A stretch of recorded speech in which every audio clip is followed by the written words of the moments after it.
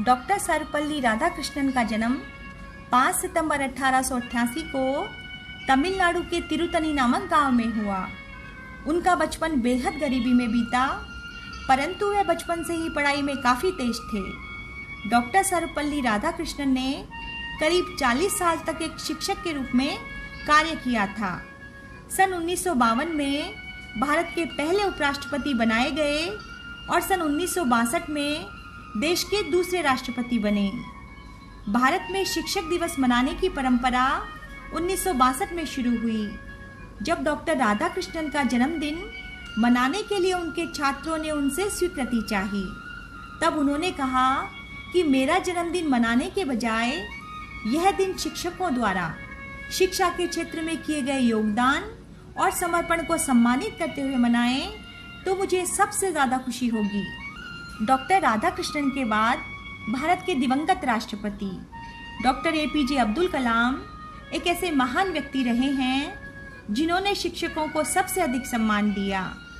उन्होंने अपनी आत्मकथा में लिखा है कि दुनिया में शिक्षक का स्थान सबसे ऊंचा है। माता पिता बच्चों को जन्म देते हैं, लेकिन शिक्षक उन्हें ज्ञान देकर जीवन के गुर सिखाते हैं। उनके जीवन की कई घटनाओं से पता चलता है कि वे न केवल विचारों में बल्कि वास्तव में भी शिक्षकों का बहुत सम्मान करते थे।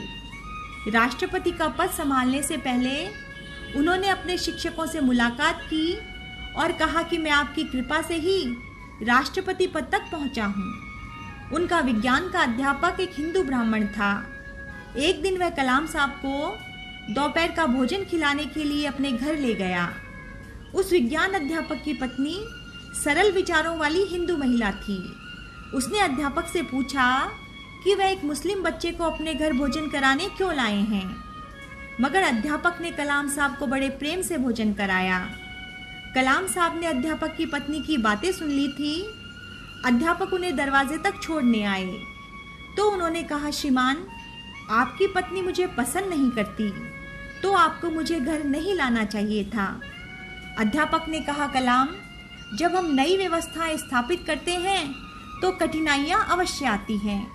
अब जब आप दोबारा हमारे घर आएंगे तो आपको ऐसी बातें सुनने को नहीं मिलेगी।